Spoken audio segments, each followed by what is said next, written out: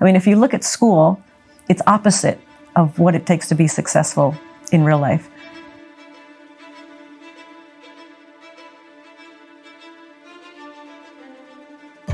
So I think in the school system, they don't want us to learn about money because they just want to pump out good employees that do what they're told. Don't make a mistake. Do as you're told. Take tests by yourself. Don't cooperate. Do it by yourself. Do it on your own. And the last thing was, there's only one right answer. No, there's tons of answers to a problem. So you come out of school scared to death of making a mistake. You do everything on your own. You don't cooperate. There's no synergy. There's no brainstorming. And there's only one right answer. Everybody wants to get the right answer. There's no one right answer. So I think people come out of school paralyzed. I think the school system is criminal in that it kills a child's spirit of learning. You know, a child goes into school all excited about, yeah, I'm going to learn and it's going to be great. And then the teacher says, sit down and shut up. Don't talk. We don't care what you're interested in.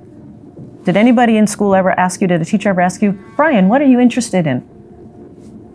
I never did. I never did. So they just teach you what they want to teach you instead of finding out what the child is interested in and teaching to that. So I think kids come out of school scared to death of making a mistake. They come out paralyzed. They don't know what they want to do because their spirit and their creativity has been crushed inside of them. So you almost have to do a whole reprogramming once you get out of school so you can find out what it is that excites you, what it is that where your passion is. And we just launched a product on finding out what's most meaningful to you. Because once you can discover what's most meaningful, then decisions and life becomes so much easier because there's more joy, there's more better communication with relationships.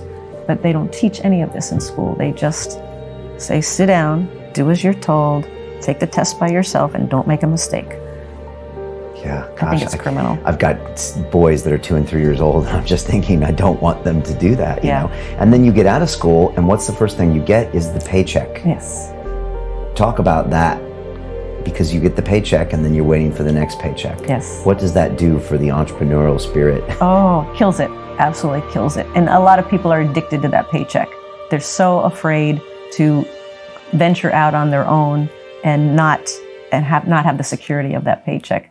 You know, a lot of times we say, if you have a full-time job, keep your full-time job, start a part-time business and work it and work it and work it. Look at what you do in your spare time.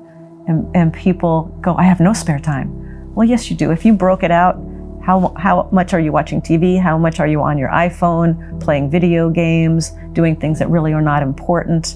And take that time and channel it into the business that you want to create. But for me, I had the paycheck, and my dad was in corporate America, and he was in sales, and I was always taught, get the pay raise. If I'm working an hourly rate, work more hours, raise my hourly rate. It was always focused on making more income, making more income, making more income. The shift for me came finally after I was on my 10th or 12th property. Finally, I'm like, don't keep focusing on that paycheck and that income, focus on acquiring assets. And that was a big shift. Instead of focusing on acquiring income, I shifted it to acquiring assets, and then the assets create the income. That was a big change for me. That's powerful.